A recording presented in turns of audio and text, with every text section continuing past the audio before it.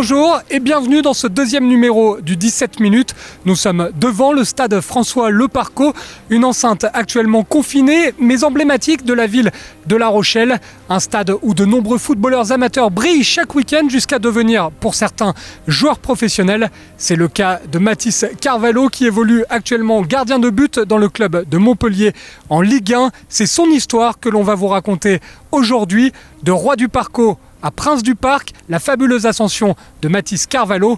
Un reportage du groupe Namedia signé Rémi Savary avec les images de Victor Pérez-Boucheron, Paul-Émile Ferrier et Julien Landry. Le Parc des Princes, temple du football où de grands joueurs ont évolué au travers des décennies. C'est ici que l'ancien joueur de l'entente sportive rochelaise, Mathis Carvalho, a fait ses premiers pas en Ligue 1. C'était le 1er février dernier sous les couleurs montpelliéraines. Le long ballon de Di Maria dans la profondeur, magnifique pour Mbappé qui va trop vite, il devance le gardien Berthaud de Montpellier. Le rouge qui va être sorti par l'arbitre Jérôme Brizard, ça va donner l'occasion à Mathis Carvalho, le Rochelais, de jouer son premier match en Ligue 1, premier match au Parc des Princes. Il rentre à la 17e minute, 17 comme la Charente-Maritime, et premier duel gagné contre le champion du monde Kylian Mbappé. Derrière, il va encaisser malheureusement 4 buts lâchés par sa défense, mais quelle première pour le Rochelais au Parc des Princes.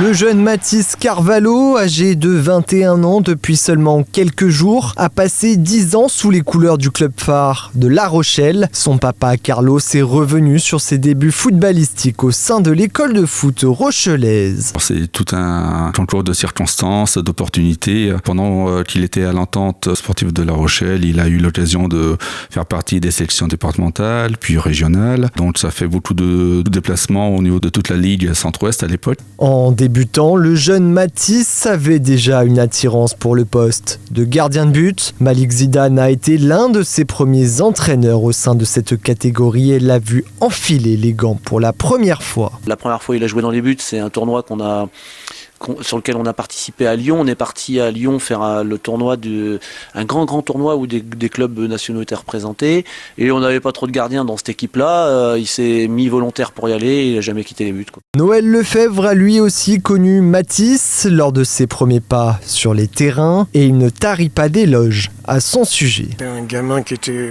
très gentil, qui était très appliqué. C'est un gamin qui était passionné par le football et qui avait des qualités supérieures par rapport à la moyenne des autres gamins. Loïc Pitot l'a eu dans la catégorie d'âge supérieur et lui aussi a reconnu des qualités chez l'actuel portier de Montpellier. C'est un garçon qui était toujours très joyeux. Il y avait beaucoup de joie dans sa manière de vivre, très mature. Et sa principale qualité de gardien, c'était son intelligence en fait. C'était un garçon qui était très intelligent, une technique de gardien déjà bien évoluée, des bons réflexes, une bonne prise de balle. Mais vraiment, ce qui se dégageait de ce garçon, c'était sa maturité, son intelligence. Mathis Carvalho grimpe de catégorie en catégorie sous le maillot rouge et blanc et c'est à l'âge de 16 ans que sa carrière va prendre un nouveau tournant grâce à un cadeau d'anniversaire offert par son papa. Pour son anniversaire, pour ses 16 ans, j'ai eu l'idée de lui offrir un stage de formation de gardien à Bagnères de Luchon, dans une structure qui s'appelle l'AGB, qui est tenue par Jacques Julia, un ancien formateur du centre de formation de Toulouse. Il avait créé cette structure à l'époque avec Fabien Barthez, et c'est là où donc le responsable, monsieur Julia, a repéré en lui un certain potentiel, et étant ancien de Toulouse, il savait que le club était à la recherche d'un gardien, puisqu'il y avait 2 gardiens internationaux blessés, des jeunes gardiens internationaux qui étaient blessés, dont Alban Lafont, et donc Mathis a fait un essai à Toulouse pendant une semaine, et ils l'ont gardé. Et pendant sa formation, effectivement, la première année, c'était le voisin de chambre d'Alban Lafont. Jacques Julia qui va permettre à Mathis de se rendre compte de son potentiel et de le développer. Au cours de ce stage, chacun des gardiens est filmé et repart avec sa vidéo. Que de bénéfices pour un jeune gardien que de voir ses qualités mais aussi ses défauts. Avant cela, Mathis Carvalho avait déjà la réputation d'être un bosseur. En U12 U13, le jeune gardien se retrouve en concurrence face à un autre gardien, Anthony Robin, qui passera ensuite par le centre de formation du FC Nantes. Voilà, il se tirait la bourre et à partir du moment où ils se sont tirés la bourre, je pense que ça lui a donné envie de progresser et puis envie de gagner des places. Et c'est un garçon qui est, je pense qu'il sait ce qu'il veut, quoi. Enfin, à mon avis, il sait ce qu'il veut, il sait et puis c'est un garçon sympa, quoi. Genre, il accepte les choses. Enfin, à l'époque, je me rappelle. Il était U13, c'était un U12 qui jouait dans la catégorie U13, mais il s'en fichait, il travaillait avec les U13-2 et puis jusqu'à être plus fort que le U12, voilà, et ainsi de suite, quoi. C'est bien ça. En U13, 2 équipes de l'ESR se rendent à Hendaye dans les Pyrénées-Atlantiques. Mathis joue en équipe 2 sous la houlette de son coach Didier Motet et le club remportera ce tournoi avant de se faire remettre leur trophée par Jean-Michel Larquet et Bichente Lizarazu. Au sein du club, son talent est remarqué par les nombreux dirigeants et son nom revient souvent lors des discussions pendant les débriefings. On se retrouvait souvent, les éducateurs du club, pour parler de nos matchs, pour parler de nos entraînements, comment on faisait un petit débriefing de ce qu'on... Et souvent, Mathis revenait parce que le week-end, il y avait toujours quelque chose de positif pour lui, toujours même dans les matchs difficiles, il nous faisait gagner des points. Il n'y a pas d'anecdote très particulière, si ce n'est que son nom revenait souvent dans les débriefs parce que génial, quoi. Mathis Carvalho a envie de progresser. Son papa nous parle également des 2 derniers entraîneurs qu'il a eus lors de ses 10 ans à La Rochelle. Jacques Varachas en U15 et Sébastien Arlabos en U16, qui l'a toujours poussé à se surpasser et avec qui il a une relation fusionnelle, nous confiait son papa. L'homme connaît très bien les exigences du haut niveau grâce à un contrat professionnel signé avec le Paris Saint-Germain. Tout cela va conditionner Mathis Carvalho avant son départ pour le centre de formation de Toulouse. Le jeune gardien de but qui montrait également depuis tout jeune des prédispositions pour les pénaltys. Quand il était à l'Entente, c'est un exercice qu'il a toujours apprécié. Ils ont eu l'occasion de faire un tournoi en U15 à Nîmes, ou un tournoi à 11, où il a emporté parce que ils ont souvent fini par des matchs nuls. Et ça s'est décidé souvent au pénal, où il les a quasiment tous arrêtés. Et à l'époque, il tirait même le sien. Donc voilà. Donc ça a été un petit peu le héros, même si Mathis n'aime pas ce statut-là, parce que c'est un très bon camarade et il se met toujours au service de l'équipe. C'est pour ça dès le plus jeune âge, il a voulu aller dans les buts. C'est un choix de sa part. Après ce tournoi de Nîmes, il y a eu d'autres faits de jeu en championnat où il a eu l'occasion d'arrêter de pénalty dans le même match ici avec l'Entente, mais aussi avec la N3 à Toulouse contre Colmiers, un pénalty à chaque mi-temps avec 2 tireurs différents. Et puis en sélection du Portugal aussi à l'entraînement où il a fait une grosse série qui avait impressionné l'entraîneur à l'époque. Sans oublier en Gambardella en 8e de finale quand il était à Toulouse contre Montpellier. Et ils ont sorti Montpellier au pénal où il en a arrêté 3 sur 4.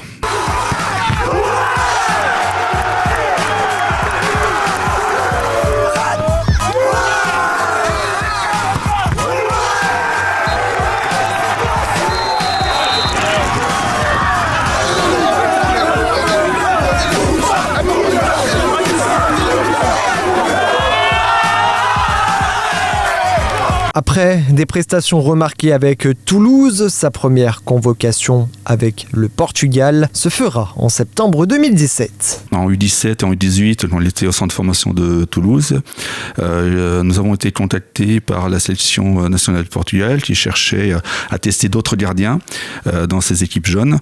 Et donc ils nous ont demandé si on était intéressés. Donc on n'a pas réfléchi longtemps. On s'est dit oui, pourquoi pas.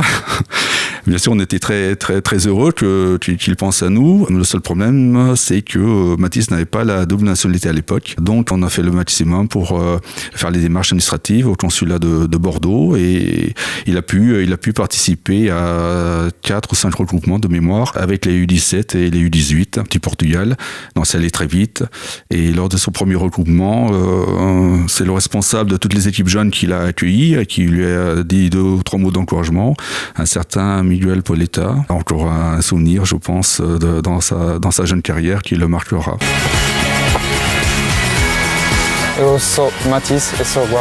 Le 19 juin 2019, la carrière du jeune gardien prend un nouveau tournant. Il signe un premier contrat professionnel à Montpellier et devient numéro 3 derrière Dimitri Berthaud et Benjamin Lecomte. Son aventure avec le Portugal, elle, ne s'arrête pas là. Jamais titulaire, sa première sélection se jouera sur une frappe d'Ola Toivonen. Je pense à beaucoup de travail, beaucoup de chance aussi. On va dire la veille de sa titularisation pour un tournoi international à Lisbonne.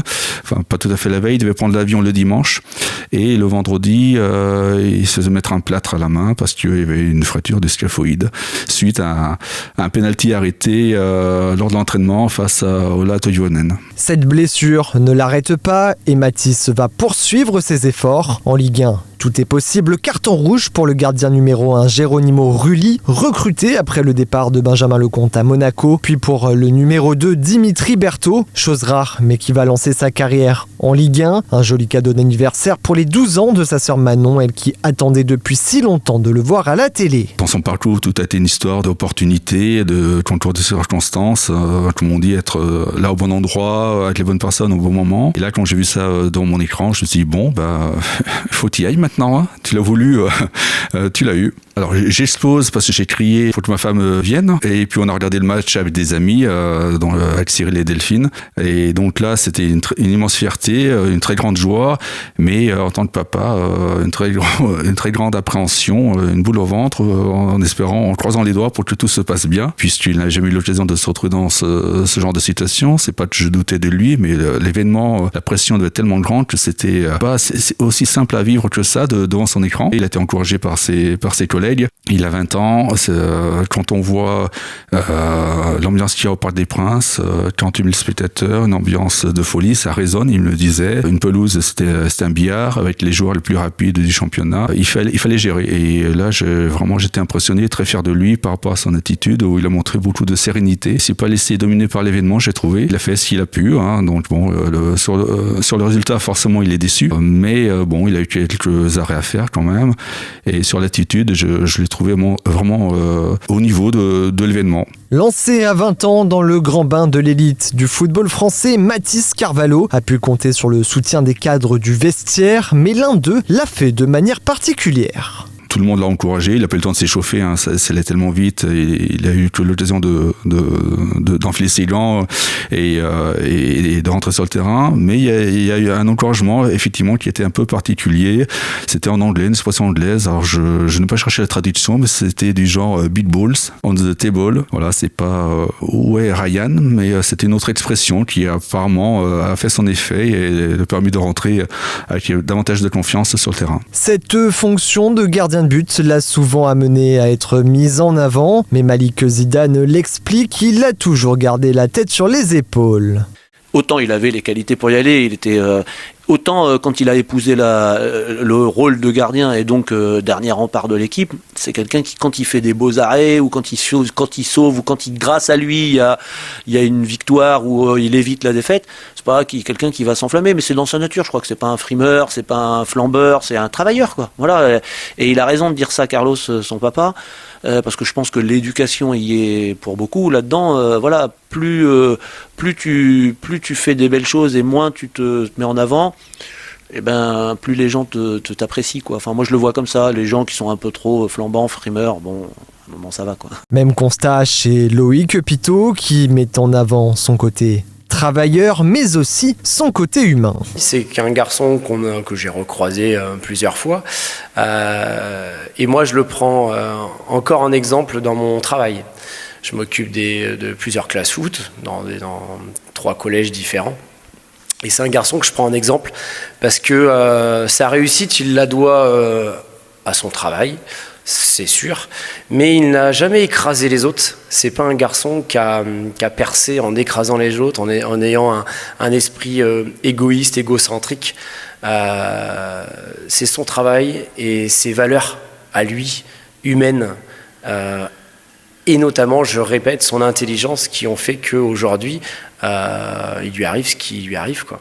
Mathis Carvalho, ce n'est pas seulement le football, c'est aussi une proximité fraternelle avec son frère Nathan, joueur de l'entente sportive rochelaise. Ce dernier est attaquant et intégrera à la reprise le groupe qui évolue en Régional 1. Le papa Carlos raconte cette relation entre les deux frères.